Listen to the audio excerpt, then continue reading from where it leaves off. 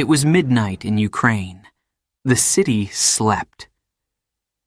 Inside the Chernobyl nuclear plant, a simple test began. But within minutes, it turned into the worst nuclear disaster in human history. Sirens screamed, flames reached the sky, and invisible death spread across Europe. Chernobyl. The night the world changed forever. Chapter 1. The Sleeping City. Midnight. April 26th, 1986. Pripyat sleeps. The city is young, only 16 years old. It was built for workers of the Chernobyl plant. It was called the City of the Future. The streets are wide. The apartments are tall. Shops are full. Life looks safe. Life looks modern. More than 40,000 people live here. Teachers, doctors, engineers, children. They have cinemas, schools, playgrounds. They have pride. They have dreams. Tonight, they sleep, but danger is already awake. Let's walk through the city. Look at the park. There is a giant Ferris wheel, yellow, shining under moonlight. It waits for May Day, a great Soviet holiday. But it will never turn. It will never carry laughing children. Now, look at the river. Calm water, silent boats, reflections of the power plant in the distance. And there it is. Chernobyl Nuclear Power Station. Huge concrete walls, 4 strong reactors, the pride of Soviet science, the beating heart of energy. People call it safe. They call it powerful. They call it the future. But tonight, the future is about to end. Inside the plant, lights glow. Green, red, yellow. The control room is full of voices. Men in white coats read numbers. They whisper. They argue. A test is planned. A safety test. The goal, to see if the reactor can cool itself when electricity is lost. It sounds simple. It sounds safe. But the truth? It is dangerous. The test was delayed. Shift workers are tired. The reactor is unstable. Still, the order is clear. Do it now. The chief engineer stands tall. His eyes are hard. His voice is sharp. We must continue. Follow instructions. Some operators hesitate. They know the reactor is weak, but they obey. In the Soviet Union, orders mean everything. They lower power. They pull out rods. They press buttons. Alarms ring. They silence them. Steam hisses inside the pipes.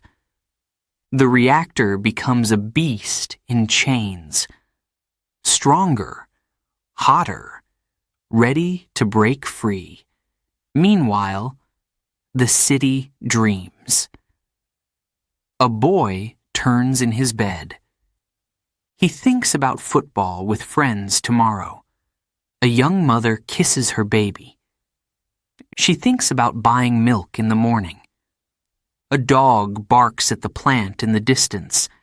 It smells something strange. Something humans cannot feel. But the people sleep on. No one knows invisible death is preparing its step. 1 o'clock.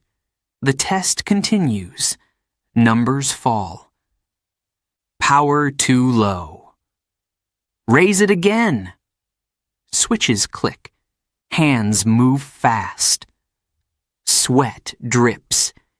The men do not see the danger. Metal groans inside the reactor. Water boils. Steam grows. Pressure builds. Every second, the balance tilts closer to disaster. The city outside is calm. The stars are bright. The air is fresh. Nature is at peace. But under the steel roof of Reactor 4, chaos grows like a storm. The clock ticks. 1:15 a.m. 1:20 a.m. The test is almost over, but it is already too late. Operators argue. Too much steam. Open the valves. Close them again. The beast inside the reactor roars louder. No one can stop it now. Pripyat still sleeps. The silence of thousands of dreams. But the ground trembles softly. The walls of the reactor shiver. Something wants to escape. Would you hear it? Would you wake up if you lived there? Would you look out the window and see the glow? Or would you keep dreaming, like the people of Pripyat, unaware of the fire to come? The final minutes tick away. 1:21 a.m. 1:22 a.m. The earth holds its breath. The night waits. The city sleeps. And then 1:23 a.m. The moment that changes the world forever. A whisper. A crack. A rumble deep inside the reactor. The beast breaks its chains. History is about to explode. Chapter 2.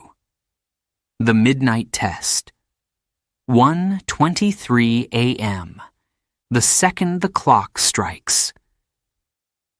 Everything changes. Inside Reactor 4, silence turns to violence. Metal screams. Pipes burst. Steam tears through the walls like thunder. Then, boom! The control rods jam.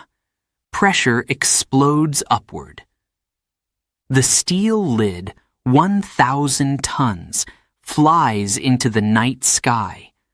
A ball of fire climbs high. Orange, red, black. The reactor is open. Its heart is exposed. The beast is free. In the control room, panic. The floor shakes. The walls crack. Red lights flash. Alarms cry like sirens of war. What happened? Explosion! Explosion! Impossible! The reactor cannot explode. But it did. And it is only the beginning. Fire shoots into the air. Graphite blocks, glowing red, rain down like meteors. They smash cars. They burn grass. They set the roof on fire. Workers run outside. They see the sky shining. A strange blue light dances above the reactor. It is beautiful. It is deadly. Radiation fills the air. Invisible. Silent. more powerful than bullets, more cruel than fire. The men do not know. They breathe it in. They swallow death. In the city of Pripyat, windows shake. Children wake. Dogs bark wildly. Parents look outside. They see a glow on the horizon. They think it is just a fire. Some even walk to bridges. They stand with their children. They watch the flames. They do not know this bridge of death will curse them forever. Back at the plant, heroes arrive. Firefighters, brave men in black helmets. They come with hoses, with trucks, with courage. They do not wear masks. They do not wear lead. They think it is just a fire, like any other. Get water. Climb the roof. Stop the flames. But the roof is not safe. It is covered with burning graphite. Each piece is like poison. Each step is like walking on fire. The men fight anyway. They spray water. They kick glowing blocks with their boots. Their skin burns. Their throats dry. Their faces turn red. Still, they fight. They fight for hours. They fight for their city. They fight for their country. Most will not live long enough to see the morning sun. In the hospital, phones ring. Doctors are called. Nurses prepare. Ambulances rush. The first patients arrive. Burned, weak, vomiting. They say, "My skin is on fire. My head is breaking. I cannot see." The nurses give them milk. They give them iodine. But nothing stops the invisible killer. And still, life in Pripyat continues. People go to school. Children walk to playgrounds. Mothers shop for bread. Fathers go fishing in the river. The sky is blue. The air feels clean, but it is full of death. Back in Moscow, the government learns of the disaster. But leaders say little. They fear panic. They fear shame. They want silence. No news for the people. Everything is under control. But nothing is under control. The reactor burns. The fire grows. The poison spreads with the wind. The test is over. But it is not a safety test. It is a nightmare test. And the whole world will feel its result. The minutes pass. The hours pass. Firefighters collapse. Workers scream in pain. Children play outside their homes. The sun rises above Pripyat. Bright. Golden. It shines on a city that does not yet know it is dying. The clock ticks. April 26th has begun. A new day. But not just any day. The day of Chernobyl. The day the world changes forever. Chapter 3. The explosion. The night sky glows, orange, red, blue. The heart of Reactor 4 is no longer hidden. It burns in the open air. The explosion has ripped the plant apart. Steel beams bend. concrete blocks fly. Graphite burns like coal from hell. 2 workers die instantly. Others stumble through smoke, blood on their faces, skin torn, eyes full of fear. In the control room, disbelief. The operators shout, "The reactor is gone!" No, it cannot be. The reactor is safe. They argue while alarms scream. The truth is too heavy to believe. The chief engineer pounds his fist. "Bring water." Cool it now. But there is nothing to cool. The reactor is already broken. Its core is open. Its fire unstoppable. Outside, the roof is alive with flames. The fire dances. It spreads across buildings. Every spark carries radiation, invisible, silent, deadly. The firefighters climb ladders. They drag heavy hoses. They spray water into the inferno. But water turns to steam before it touches the fire. Still, they fight. Their faces glow red. Their hands blister. Their lungs fill with poison. One man grabs a glowing graphite block. He throws it aside with his bare hands. Seconds later, his skin peels. His body cannot take the invisible heat. In the city of Pripyat, people gather. Some walk closer to the plant. They want to see. They are curious. Children point to the blue glow in the sky. "It looks like magic," one whispers. Parents nod. They do not know the glow is radiation. They do not know it will kill. On balconies, families watch the horizon. Some clap when they see flames shoot higher. It looks like a fireworks show. But this is not celebration. This is destruction. The minutes pass. The fire grows. The radiation spreads. Invisible dust floats through the air.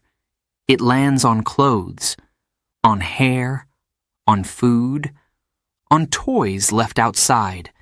Every breath brings it deeper into the body. The lungs, the blood, the bones. The poison begins its slow work. At the hospital, more men arrive. Firefighters collapse on stretchers. Their skin is red. Their eyes are swollen. Their teeth taste like metal. Nurses cry as they cut off blackened uniforms. Doctors whisper, "This is not normal fire. This is something else."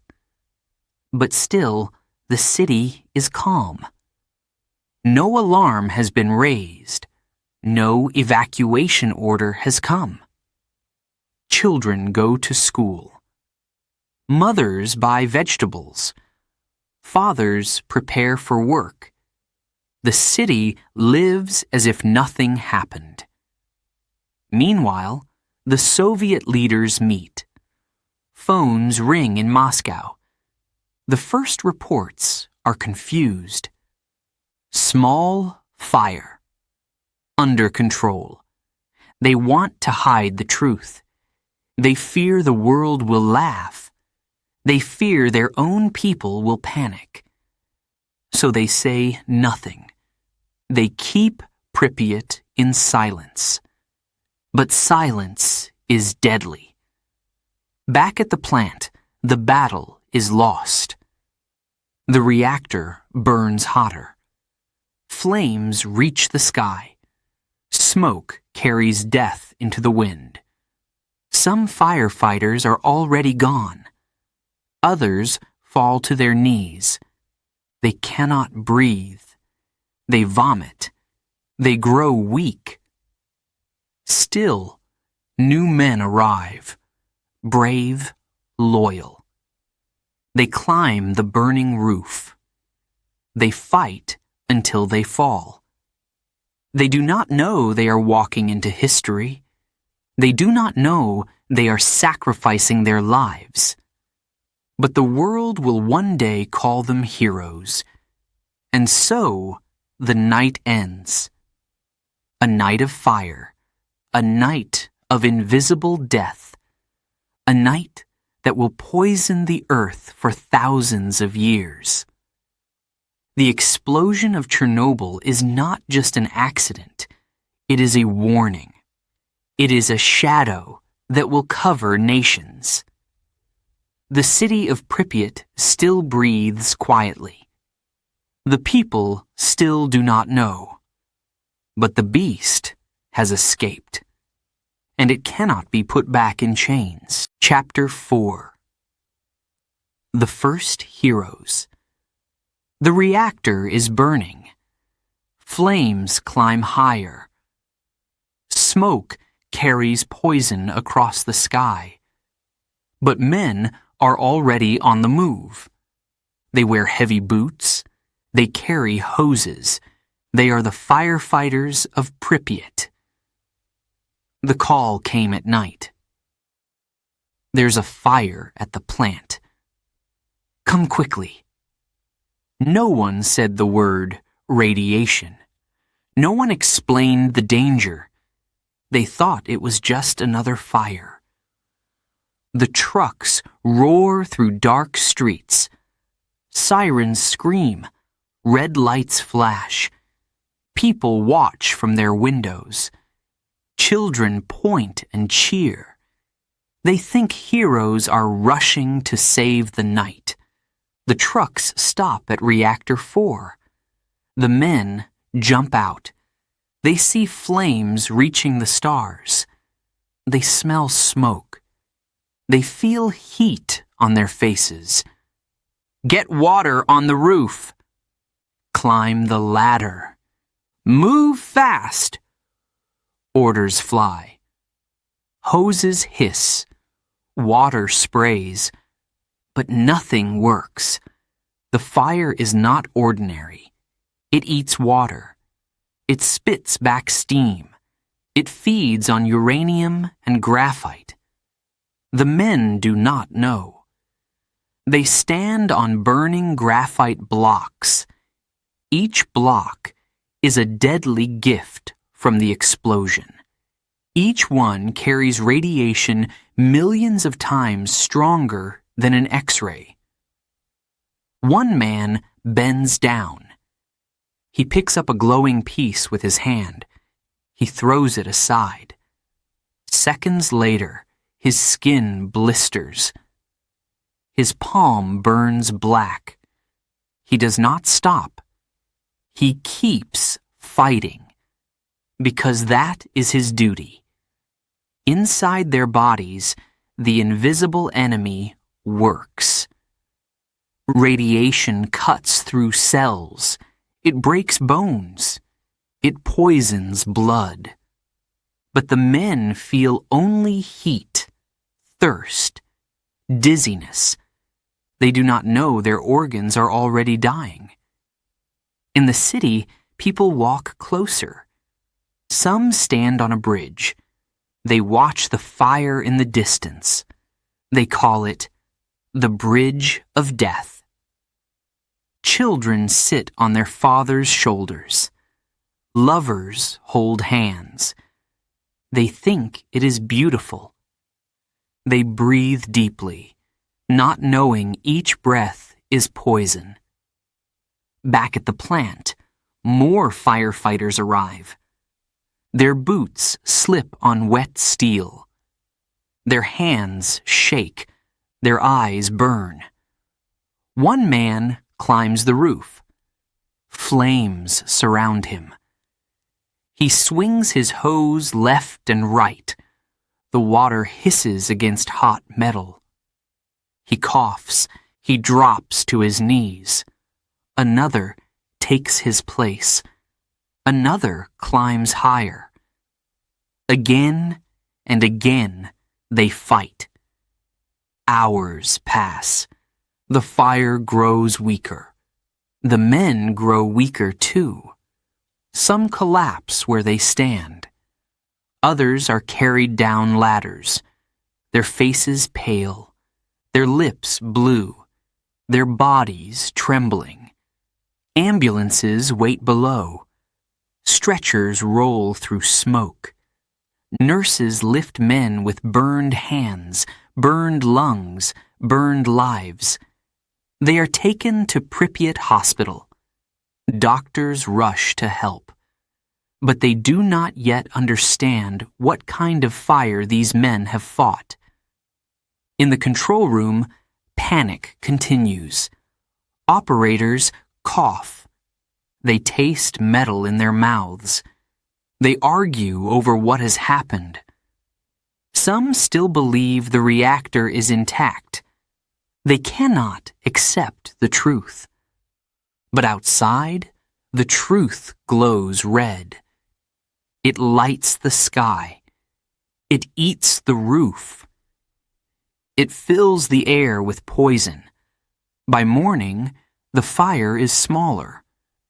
But the cost is huge. Dozens of men are gone. Not dead yet, but dying slowly, silently. They saved the other reactors from burning. They saved the plant from total destruction. But they paid with their lives. In the hospital, the first heroes lie on beds. Their skin darkens. Their eyes close. They whisper, "My head. It hurts. My throat. It burns. Give me water." But water will not help. Nothing will help. Their sacrifice is already sealed. The people of Pripyat still live their normal day. Children go to school. Mothers buy milk. Fathers shave and dress for work. The sun shines bright. The sky looks clean. But death is in every shadow. Death is in every breath.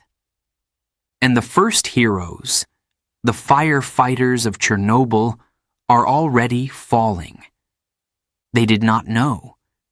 They were never told. But they ran into the fire anyway. They carried water. They fought the impossible. They gave their lives. The first heroes of Chernobyl. Ordinary men. Extraordinary courage. Chapter 5. A Town in Denial. Morning comes. April 26th, 1986. The sun rises over Pripyat. The fire at Reactor 4 still burns. Smoke drifts across the sky. But the city wakes as if nothing has happened. Children put on school uniforms. They eat breakfast. They laugh. They run to playgrounds. Mothers carry shopping bags to the market. They buy bread, milk, vegetables. They talk about the coming May Day holiday. Fathers head to work. Some go fishing in the river. Others ride bicycles through clean, bright streets. The air feels fresh. The sky looks blue. No one sees the poison. On balconies, people watch the smoke. They see helicopters flying toward the plant. They hear distant sirens. But no one tells them the truth. No radio warning. no loudspeaker announcement. Only silence. The Soviet leaders want calm. They want control. They want the world to think all is safe. So the people believe it. They trust the system. They trust the state. They trust their future. By afternoon, rumors spread.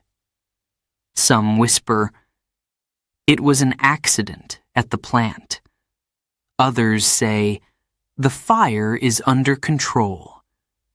Children play football in the streets. Mothers push babies in strollers. Life continues. But invisible death moves with every wind. It floats into lungs. It settles on clothes. It sticks to shoes. It enters homes. One mother hangs laundry on the balcony. The sheets flap in the wind. She smiles at the sun.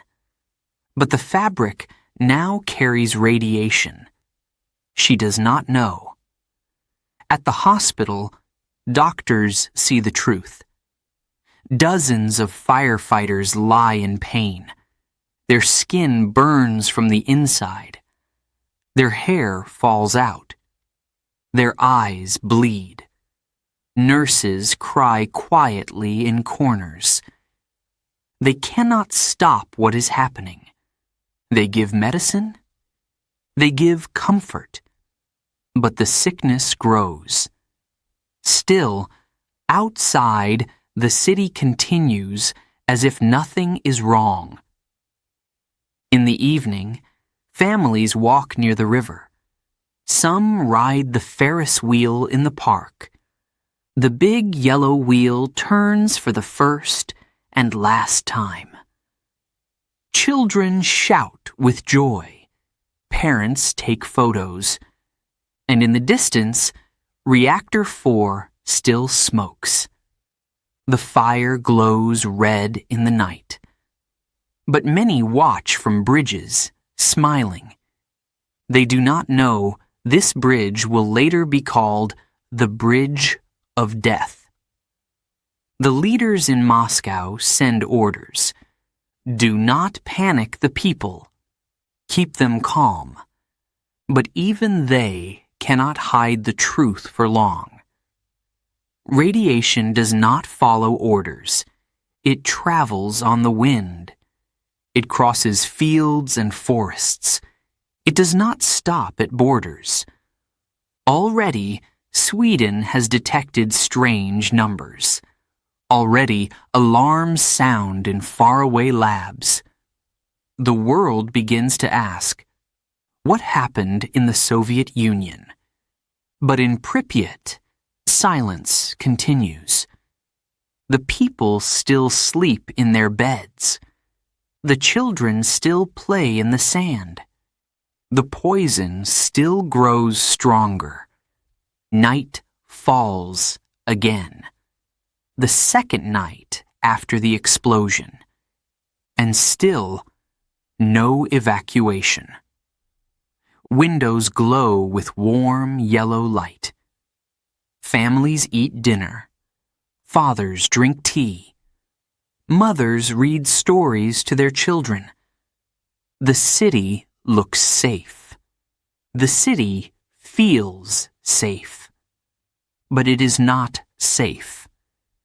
Every breath carries death. Every bite of food carries danger. Every touch of grass, every sip of milk, every kiss in the night, all poisoned. Denial has power. It makes people blind.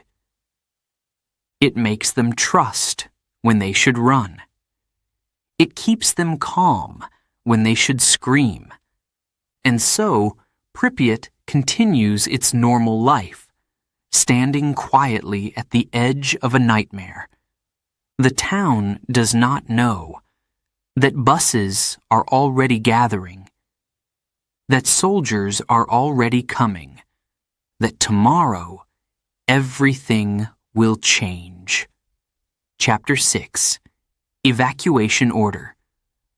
Morning of April 27th, 1986. The third day after the explosion. Pripyat still looks alive, but the poison is everywhere. Children play outside. Some ride bicycles. Some chase each other through the park. Their laughter fills the air.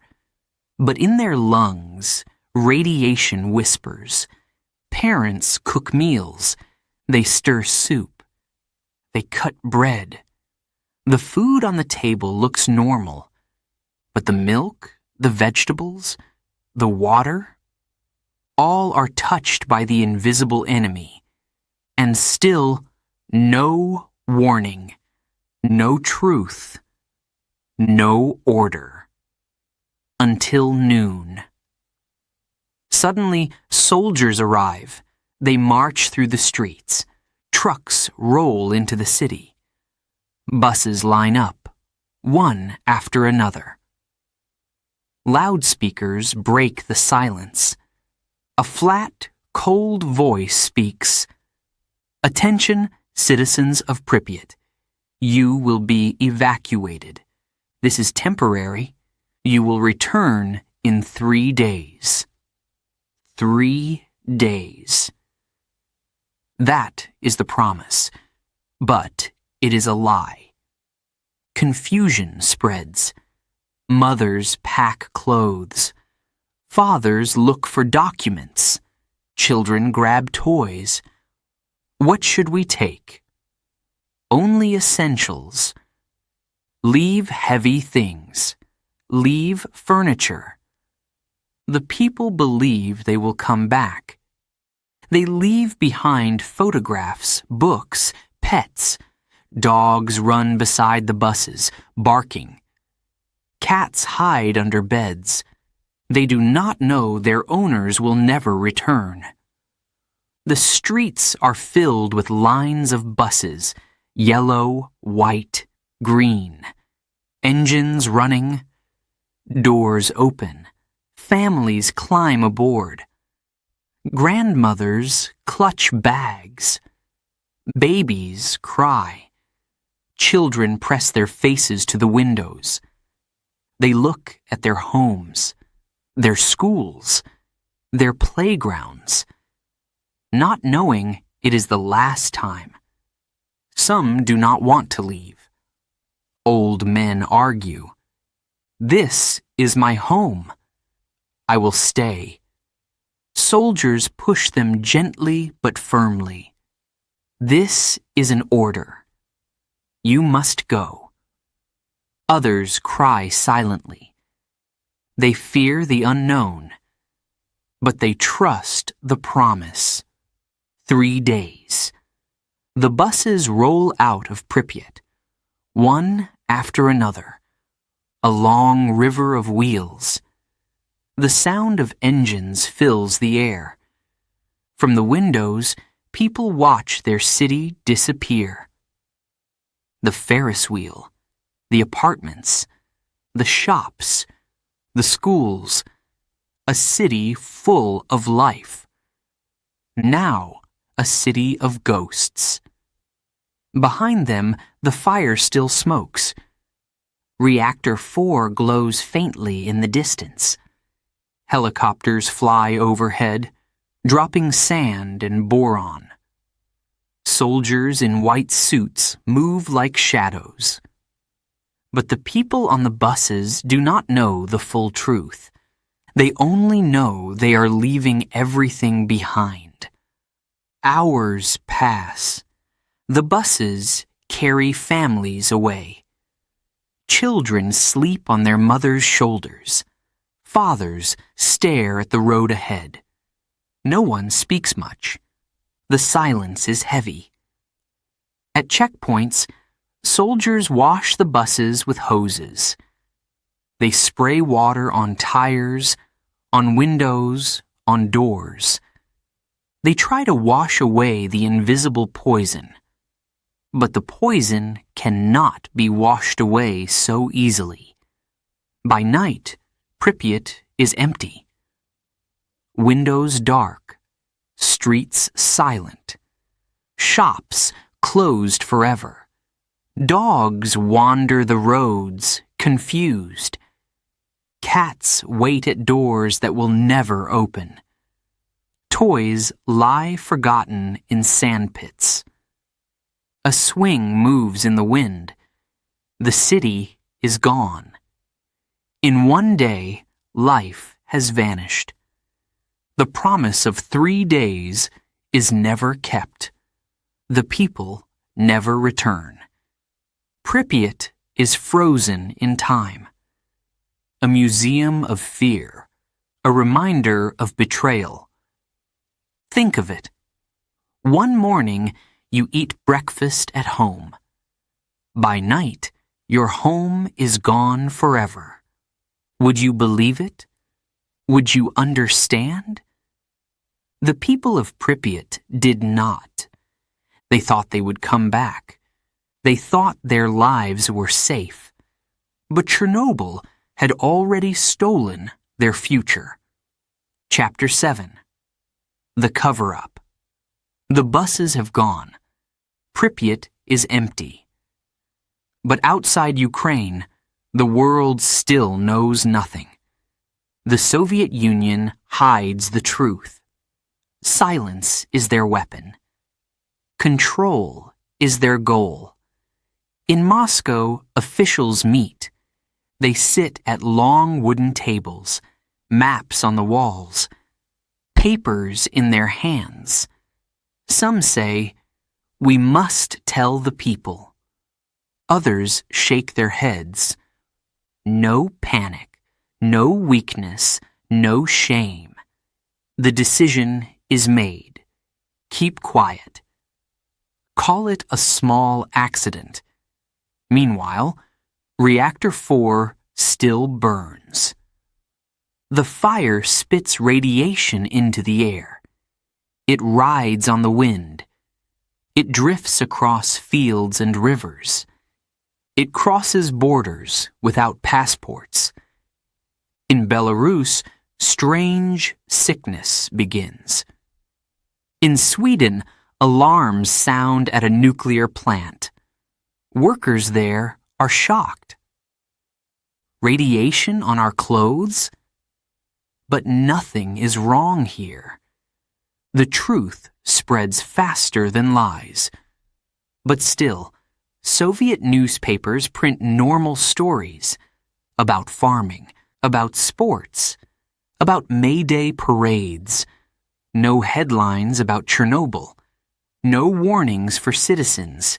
Just silence. On TV, smiling presenters say, "All is normal. Life continues." But outside their studio, clouds carry poison. In Kiev, only 100 kilometers away, people prepare for May Day. Children practice songs. Workers rehearse marches. Families hang red flags. They are not told the truth. They are not told the wind blows radiation toward their homes. They breathe the poison while waving banners of celebration. Back at the plant, soldiers fight the fire. Helicopters drop sand, clay, and boron into the open reactor. Pilots fly again and again through smoke filled with radiation. Some grow weak in their seats. Some will never return. But the leaders call them volunteers. They do not speak of death. They speak of duty. Inside hospitals, the truth cannot be hidden. Firefighters lie in pain. Their skin burns black. Their hair falls to the floor. Their families watch in horror. Doctors whisper, "This is radiation sickness." But even they are told to stay silent. Relatives are not allowed to touch the sick. Clothes are burned. Bed sheets are destroyed. Bodies are sealed in lead coffins. But the people outside still hear nothing. Days pass, then a week. The world is asking questions. Foreign newspapers write, "Radiation detected in Sweden. Possible nuclear accident in USSR." At last, the Soviet Union admits something. A short statement. There has been an accident at the Chernobyl nuclear power plant. Measures are being taken. The situation is under control. Under control. But it is not true. The reactor is still burning. The land is poisoned. The rivers are poisoned. The people are poisoned. The cover-up continues. Photographers are banned. Reporters are silenced. Soldiers guard the roads. But whispers spread. Families in Kiev hear rumors. Friends in Minsk hear rumors. Fear grows stronger than silence. Imagine it. You see soldiers on the streets. You hear ambulances at night. You smell smoke in the air. But the newspaper says, all is fine. Would you believe them? Would you trust your leaders? The people of the Soviet Union had no choice. To question was dangerous. So many stayed quiet, even as their children coughed, even as their animals died, even as their soil turned to dust. The cover-up failed in the end. Radiation told the story louder than words. But in those first weeks, the truth was buried, and with it, the lives of thousands. The leaders thought they could hide Chernobyl, but Chernobyl was too big, too deadly, too loud for silence. The world was about to find out, and when it did, nothing would be the same again. Chapter 8. The World Reacts. The secret cannot stay hidden. The wind carries truth. Radiation does not stop at borders. In Sweden, alarms sound first. At the Forsmark nuclear plant, workers check their clothes. They find radiation. But the reactor is normal. No leaks, no damage. Confusion spreads. If it is not from here, then where? Scientists trace the wind. It points east, toward the Soviet Union, toward Ukraine, toward Chernobyl. Soon, across Europe, numbers rise. In Germany, in Finland, in Poland. Radiation meters scream. Parents keep children indoors. Schools close. Farmers are warned. Do not eat the milk. Do not eat the vegetables. Do not touch the grass. Fear spreads faster than the poison itself. But in Moscow, silence continues. Leaders still speak of a minor accident. But the world no longer believes. Newspapers in London shout, "Nuclear disaster in USSR." Headlines in Paris warn, "Cloud of death over Europe." The truth is out. The world knows. Foreign reporters rush to Ukraine. They are blocked at roads. They are told, no entry. Nothing to see. But helicopters still fly over the plant. Smoke still rises into the sky. Villages near Pripyat are already evacuated. Tens of thousands are gone. The silence cannot last. In America, TV screens glow with images. A map of Europe. Arrows of wind. Shadows of danger moving west. Politicians speak of fear. What if it happens here? What if our reactors fail?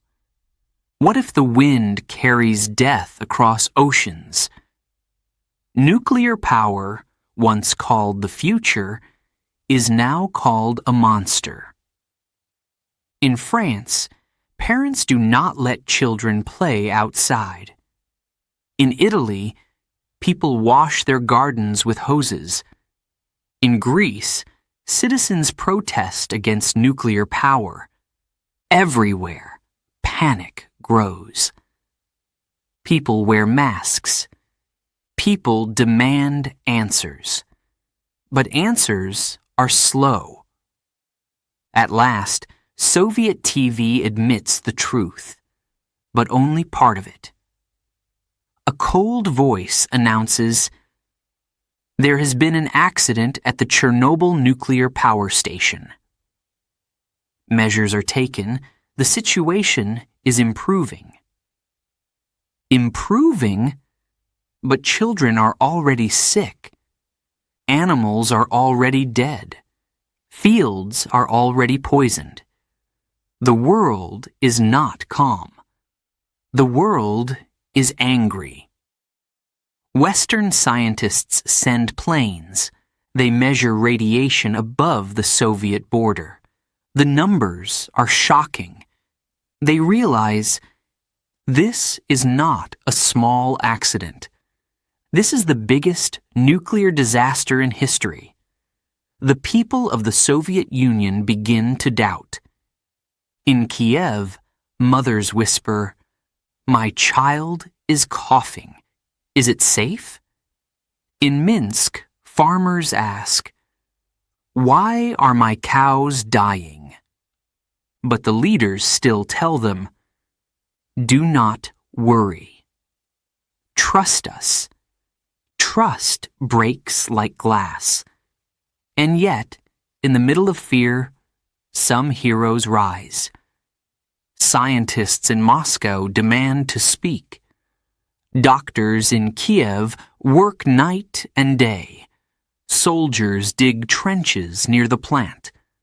Helicopter pilots fly over the burning reactor. They know they may not return, but they go anyway. The world watches. The world waits. Chernobyl becomes more than a disaster. It becomes a symbol of lies, a symbol of courage, a symbol of what happens when silence is stronger than truth. Imagine it. You live in Sweden. You wake one morning. The radio says, "Do not drink the milk. Do not let your children outside." But the danger did not come from your land.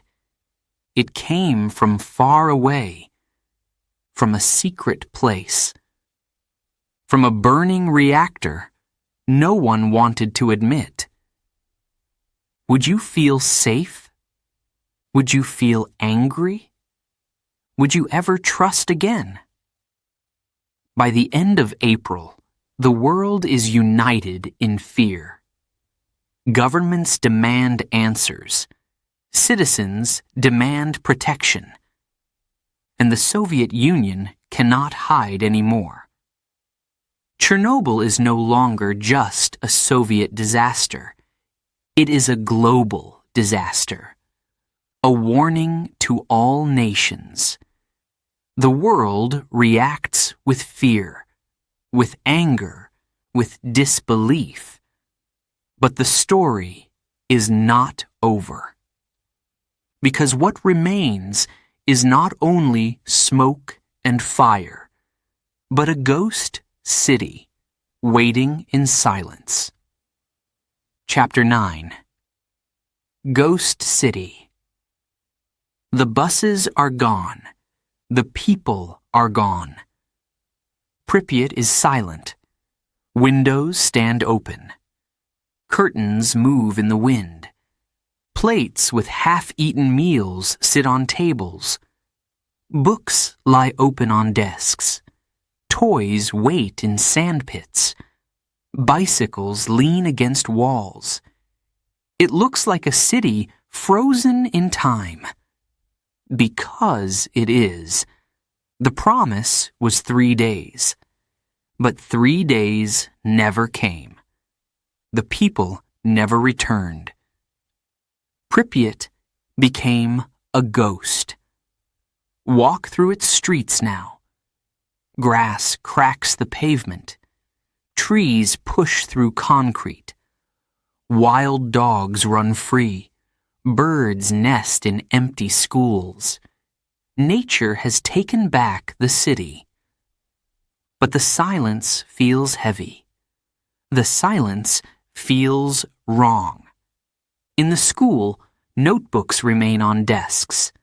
Math problems half finished. Drawings of flowers. Dreams of children who never came back. In the hospital, beds are empty. But the walls remember screams. The halls remember pain. In the park, the Ferris wheel still waits. Yellow, still, rusted. It never carried children. It never turned on May Day. It is a monument to what could have been. And yet, the danger is not gone. Radiation is still here. It hides in the soil. It hides in the dust.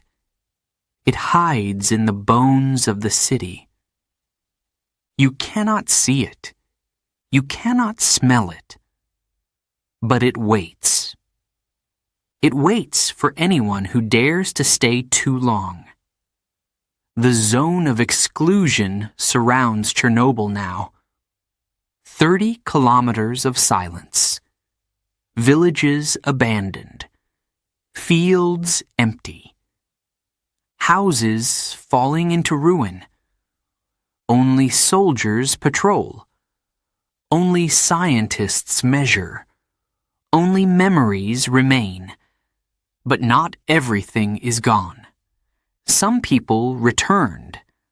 Old men, old women. They refused to leave their homes forever. They plant gardens. They keep chickens. They live with ghosts. They say, "This is our land. We were born here. We will die here." Their voices are soft. Their faces are lined. They carry sorrow, but also pride. The world still remembers. Films are made. Books are written. Tourists visit, wearing masks and suits. They take photos of empty streets. They stand under the Ferris wheel.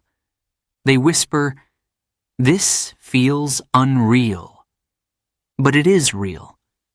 It is the cost of silence, the cost of pride, the cost of lies.